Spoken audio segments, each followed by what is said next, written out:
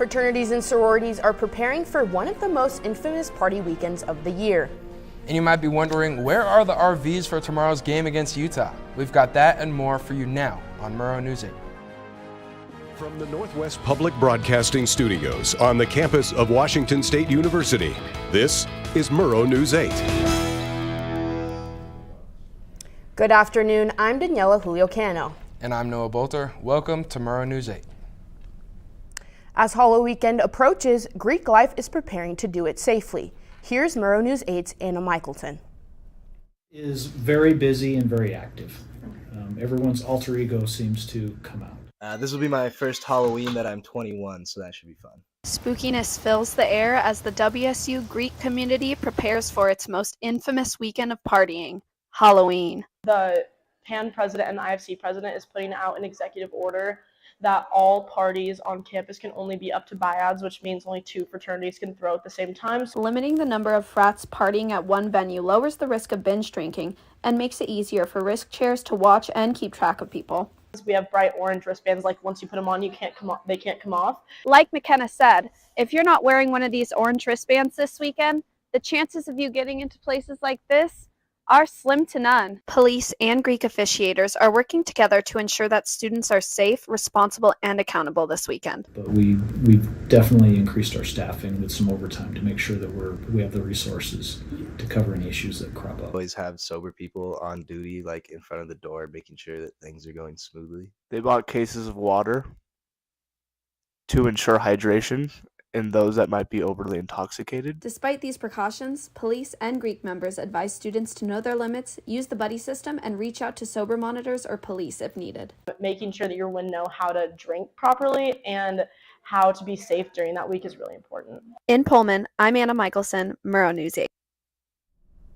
The WSU Police Department warned students that an extortion scam is happening on campus. WSU police have been responding to reports to scammers soliciting inappropriate images from students via social media. The scammers threaten to share images of the victim to their friends and family if they do not comply to their demands. The scammers use fake IDs and live outside the U.S. Anyone who is contacted by them is asked to report it to WSU PD.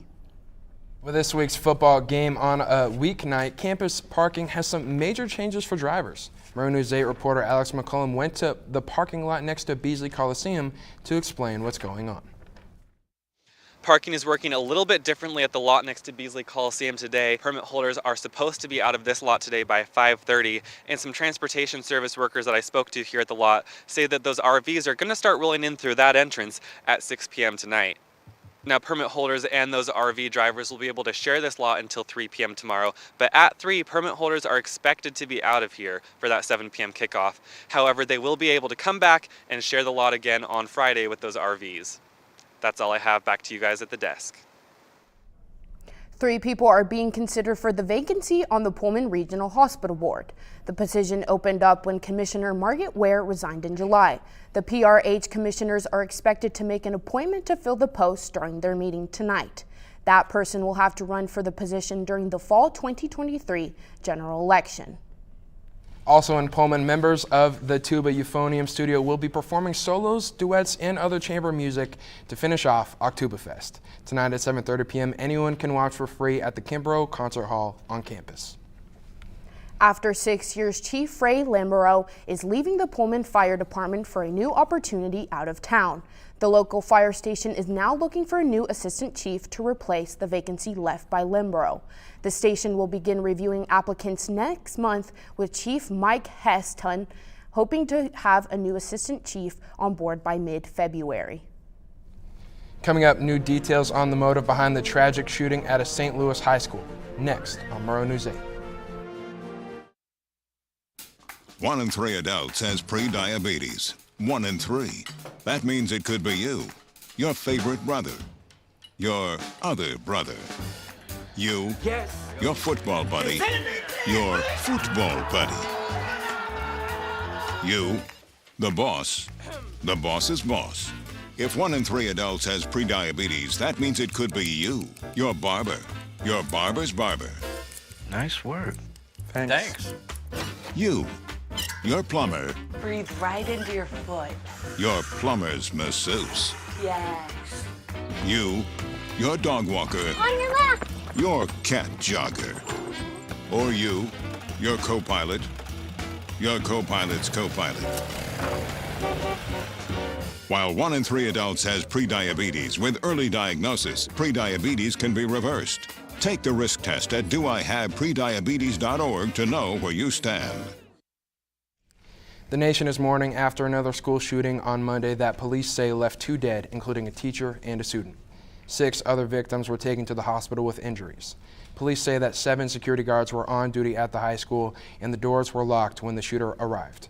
Police say the gunman had an AR-15 style rifle and over 600 rounds of ammunition. They say that officers were at the scene just 4 minutes after the first 911 call and that police gunfire killed the shooter. In the days since this tragic event, police say that they found notes from the killer that show his mentality heading into the shooting.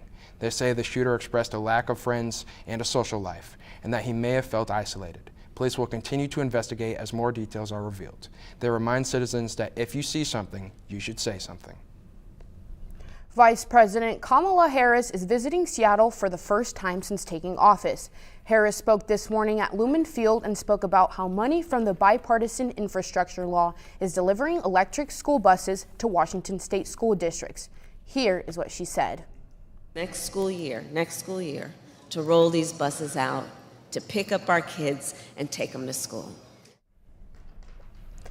Back here at home, it was a bit of a damp day with some gusty winds.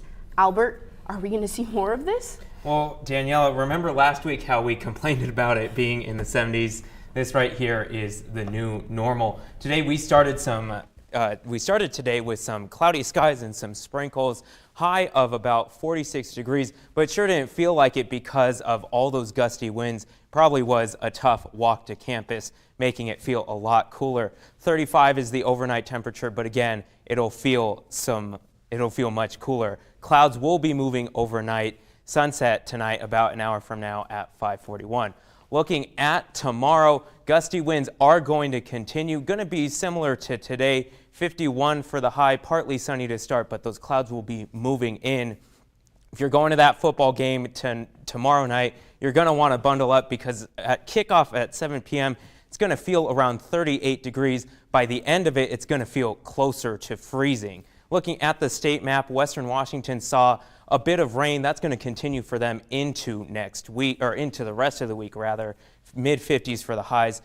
Central Washington was warm. If we take a look at the 5-day, you can see Thursday is going to be probably the last day we're going to see some sun. Conditions are going to bring some rain for us in the weekend, but if you're going to go to tomorrow's game, you're going to want to bundle up, like I said. Thank you, Albert. The 14th ranked Utah Utes are coming to Pullman tomorrow, and DJ Rodman fills us in on the Men's Basketball Media Day. Our very own Professor Matthew Lovelace will be the public announcer. I'm sure excited to hear that. Keys to the game, next on Murrow News 8.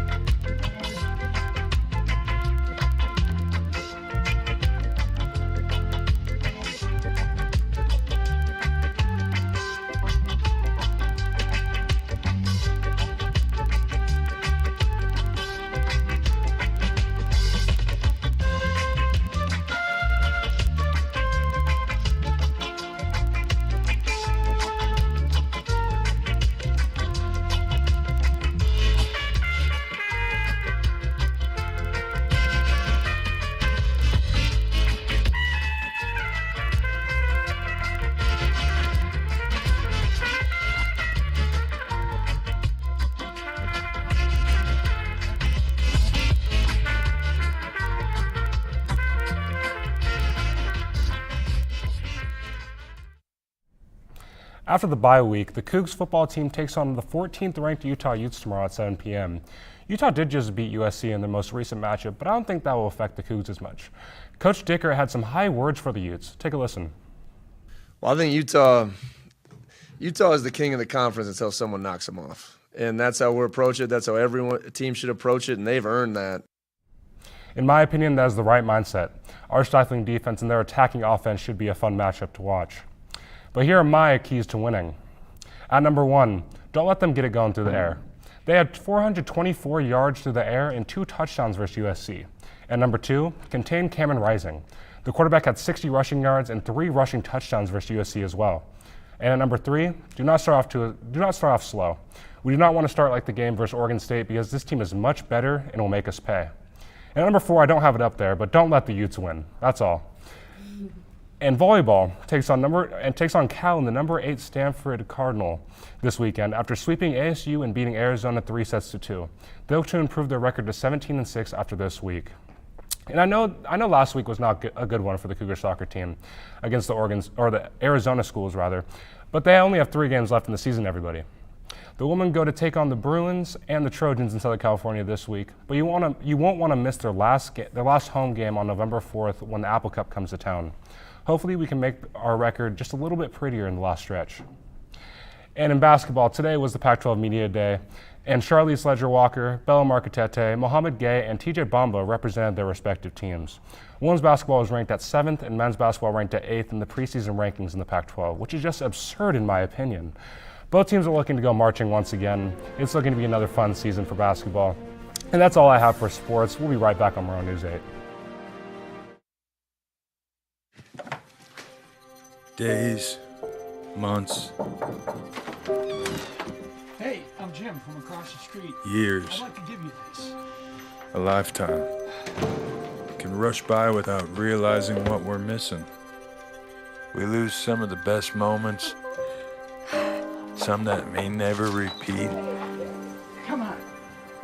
or detach from people around us. Our loved ones grow used to this pattern, but it doesn't have to be that way.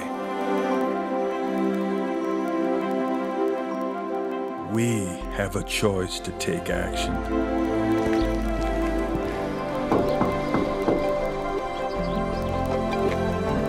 It's never too late to live a full life again. Hear how many of us Vietnam veterans have managed our mental health and reconnected with our families. Visit maketheconnection.net to find out more.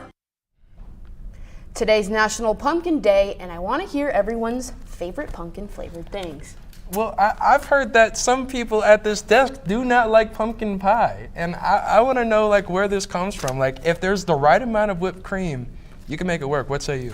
I'm more of just a straight chocolate guy.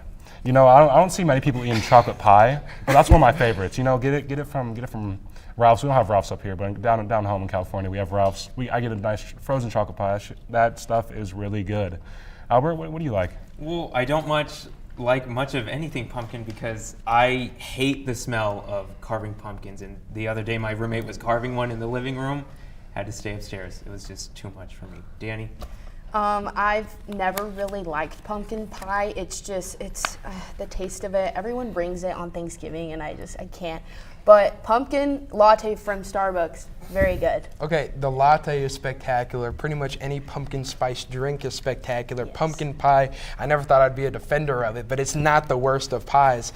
I am absolutely a fan. If you have the right amount of whipped cream, it can be an essential meal at the Thanksgiving table. Yeah, don't let it fool you though. I'm a big pumpkin carver though, I will say. Okay. We hope you enjoy your pumpkin day. Thanks for watching. If you missed anything in this or any of our previous newscasts.